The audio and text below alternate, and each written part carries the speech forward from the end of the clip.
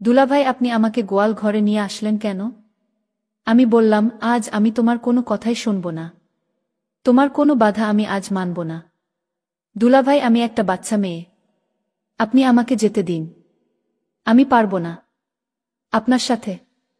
তুমি পারো আর না পারো সেটা আমার দেখার বিষয় না। আমি আজ তোমাকে কিছুইতেই যেতে দিব না। তারপর দুলাভাই আমার সাথে জোর করে। বাকি ঘটনাটা গল্পতেই বলছি। আমার বিয়ে হয়েছিল অনিলা নামের একটা মেয়ের সাথে। আমার একটা 10 বছরের শালী ছিল। আমার শালীকে তো আমি বাচ্চা মনে করতাম, কিন্তু সে তো পুরাই নায়িকার মতো। আমার স্ত্রী প্রেগন্যান্ট হয়েছিল, তখন সে খুব অসুস্থ হয়ে পড়েছিল। তাই বাড়ির কাজকর্ম ও তার সেবার জন্য আমার স্বামীকে আমার বাড়িতে নিয়ে এসেছিলাম, কারণ আমার বউ যখন চিকিৎসার জন্য হসপিটালে গিয়েছিল আর আমি অফিস থেকে যখন বাড়িতে এলাম, তখন আমার শালী আমাকে বলল, দুলাভাই আসুন আমরা গোয়াল ঘরে যাই। তারপর আমার শালী আমায় গোয়াল ঘরে নিয়ে আমার সাথে যা করেছিল তা শুনলে তোমাদের মাথা নষ্ট হয়ে যাবে। আমার বউ অনিলা খুবই চট্টে মেয়ে, আর আমার এরকম মেয়ে পছন্দ। কিন্তু সমস্যা সেই সময় ছিল যখন অনিলা প্রেগন্যান্ট হয়। ডাক্তার তাকে বিদেশ নেওয়ার জন্য বলে, কেননা ওর ভিতরে ভিতরে খুব দুর্বল ছিল। আমাদের বাড়িতে এরকম কেউ ছিল না যে ওকে বসিয়ে সামলাতে পারে। এই কারণে আমাকে বাধ্য হয়ে আমার শালী সীমাকে আমাদের বাড়িতে রাখার জন্য আমার শাশুড়িকে বলতে হয়, কেননা বাড়িতে শুধু আমি একাই থাকতাম।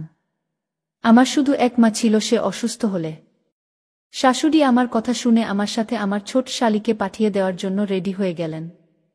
আমার শালীর বয়স 10 বছর, কিন্তু সে হয়তো একটু পাগলা টাইপের। আমাদের বিয়েতে সে আমার দিকে তাকিয়ে হেসে যাচ্ছিল। আমি ওর হাসির জবাবে যখন হেসেছিলাম, তখনও লজ্জাতে দৌড়ে বাইরে চলে গিয়েছিলাম। ওর ব্যবহার দেখে আমার খুব অদ্ভুত লেগেছিল। যাই হোক, আমার শাশুড়ি স্বামীকে ডেকে বলতে লাগলেন, সীমা, নিজের কাপড় চোপড় ব্যাগে ভরে রেডি হয়ে নে, তোর জামাইবাবু তোকে নিতে এসেছি। এই কথা শুনেও তাড়াতাড়ি করে নিজের ঘরে চলে গেল। আর কিছু সময় পরেই একটা ছোট্ট ব্যাগ নিয়ে বেরিয়ে এলো। আমি বাইকে করে আমার শ্বশুর বাড়িতে এসেছিলাম, এই কারণে নিজের বাইকে ওকে বসাতে হতো। আমি ওর ব্যাগ সামনে রেখে দিলাম আর ওকে পিছনে বসার ইশারা করলাম। ও মোটরসাইকেলে বসে পড়ল। এই অবধি ঠিকই ছিল, কিন্তু যখন অর্ধেক রাস্তা গেলাম, হঠাৎ এই ঘটনায় আমি চমকে উঠেছিলাম। কপাল ভালো যে আমি মেন রোডে নেই, না হলে হঠাৎ করে এই ঘটনায় হয়তো অ্যাক্সিডেন্ট করে ফেলতাম। আমি তাড়াতাড়ি করে মোটরসাইকেল সাইডে দাঁড় করিয়ে ওকে বললাম, এটা তুমি কি করছো? কারণ আমার শালী সীমা মোটরসাইকেলে বসে আমার সাথে দুষ্টুমি করছিল তাই।